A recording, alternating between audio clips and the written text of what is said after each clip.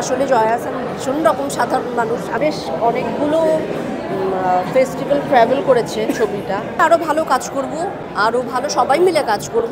বছর শেষ হচ্ছে আমার সিনেমা দিয়ে, আমার সিনেমা নয়, আমাদের সবার সিনেমা দিয়ে। আসলে আমরা অনেকে অভিনয় করেছি, আমি একটি চরিত্র করেছি, কিন্তু প্রত্যেকটি চরিত্র এখানে খুব ইম্পর্টেন্ট। আমি বলবো যে দর্শকদেরকে যে প্রিয় মালতীও রিলিজ করেছে, সেটি খুব ইম্পর্টেন্ট, সেটা খুবই ভালো ছবি। আমি দর্শকদেরকে বলবো যে প্রিয় মালতী হলে চলছে, আমাদের ছবিটি 27 তারিখে রিলিজ করছে। আপনার প্রিয় মালতীও দেখবেন, আপনারা নকশিকাঁথা জমিন দেখবেন, এবং আপনারা এই শীতের আমেজটা, ছুটির আমেজটা, ডিসেম্বরের যে বিজয়ের একটা আমেজ আছে, আমাদের উৎসবের একটা আমেজ আছে, সেটাকে আপনারা সবাই মিলে উপভোগ করুন। প্রিয় মালতীও দেখুন, আপনারা নকশিকাঁথা জমিনও দেখুন। আরও ভালো কাজ করব, আরও ভালো সবাই মিলে কাজ করব। আমাদের চলচ্চিত্রকার যারা আছেন তারা তো সবসময় চেষ্টা করে যাচ্ছেন। আমার ধারণা আমাদের বাংলাতে আরও ভালো ভালো কন্টেন্ট তৈরি হোক, এটাই আশা। পুতনা স্মৃতিকথাতে রটারডাম ফিল্ম ফেস্টিভ্যালে গেছে, কম্পিটিটিভ সেকশনে, বিগ স্ক্রিন বিভাগে কম্পিটিটিভ সেকশনে আছে। তো ওটায় আমি বলতে পারছি না যে আমি অ্যাটেন্ড করবো কি না। যদি সময় সুযোগ মেলে শুটিংয়ের ফাঁকে আমি অবশ্যই যাব।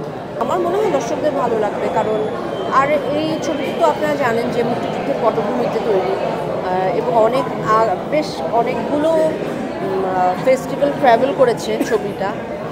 আমার মনে হয় সেই জায়গার থেকে খুব দর্শকরা খুব উপভোগ করবে অন্যরকম ছবি। সহকর্মী এবং গণমাধ্যমের বন্ধুদের কাছ থেকে খুবই সাপোর্ট পাই, কারণ আমরা তো শুধু ছবি করি, কিন্তু ছবিটা দর্শক পর্যন্ত পৌঁছে তো আসলে আপনারা দেন, সেজন্য আমি কৃতজ্ঞ। এবং সেটি আমাদের চেয়ে বেশি দায়িত্ব নিয়ে আসলে আমাদের গণমাধ্যমের বন্ধুরা করছে, সেটা আমি এক বাক্যে বলতে পারি। কারণ আমরা খুব অল্প সময় পেয়েছি পাবলিসিটির জন্যে, খুব অল্প সময়ের ভেতরে রিলিজ করতে হয়েছে, তো সেই অর্থে খুব একটা সময় পাইনি। তারপরে এর ভেতরে যা সবাই পছন্দ করছে, পোস্টার এবং ট্রেলারের কথা বিশেষ করে এখান থেকে সারা পৃথিবীতে যত বাঙালি ভাষাভাষীরা যারা আছেন তারা সবাই কিন্তু যোগাযোগ করছেন, কথা বলছেন, দেখবার একটা আগ্রহ তৈরি হয়েছে অডিয়েন্সের জন্যই আমরা।